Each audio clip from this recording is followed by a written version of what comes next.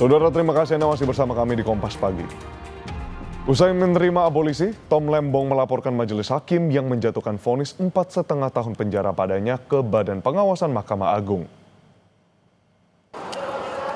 Melalui kuasa hukumnya, ex-Menteri Perdagangan Tom Lembong melayangkan laporan ke Mahkamah Agung terhadap 3 hakim yang memvonisnya dalam kasus impor gula.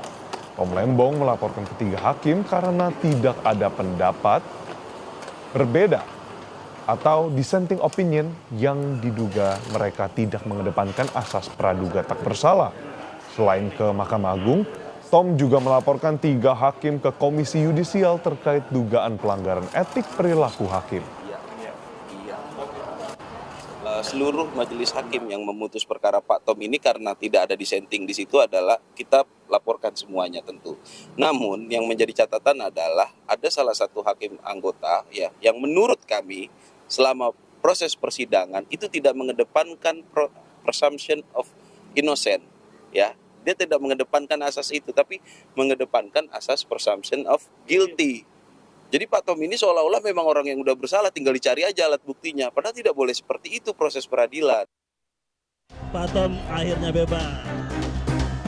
Bahwa saya kembali dengan semangat yang tidak retak lagi patah. 1 Agustus lalu, mantan Menteri Perdagangan Thomas Trikasi Lembong resmi mendapat abolisi dari Presiden Prabowo Subianto.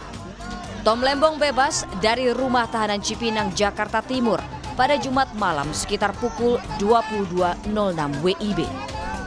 Selain mengucapkan terima kasih kepada Presiden Prabowo Subianto dan DPR RI, Tom menyatakan pemberian abolisi dari Presiden Prabowo tak hanya membebaskan dirinya secara fisik, tetapi juga memulihkan nama baik dan kehormatannya.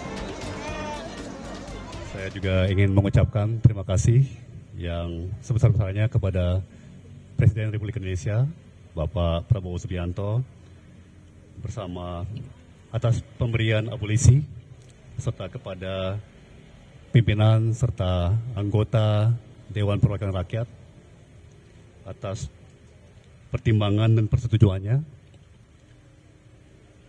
Keputusan ini bukan hanya membebaskan saya secara fisik, tetapi juga memulihkan nama baik saya dan kehormatan saya sebagai seorang warga negara.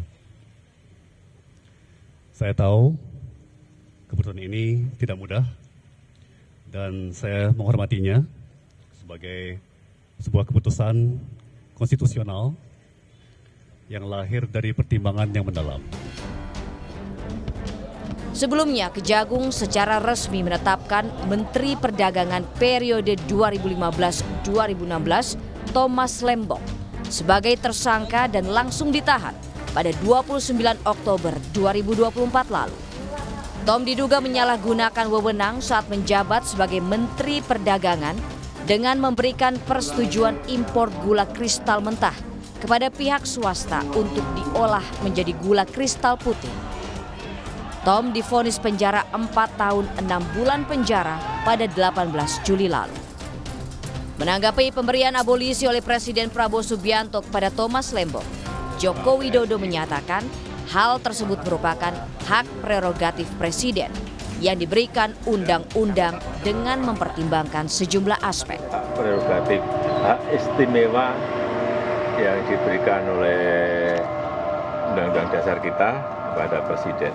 Saya kira ya setelah melewati pertimbangan-pertimbangan hukum, pertimbangan-pertimbangan sosial politik yang sudah dihitung semua, Presiden pasti memiliki pertimbangan-pertimbangan politik, pertimbangan-pertimbangan sisi hukum, pertimbangan-pertimbangan sosial politik, semuanya pasti menjadi pertimbangan.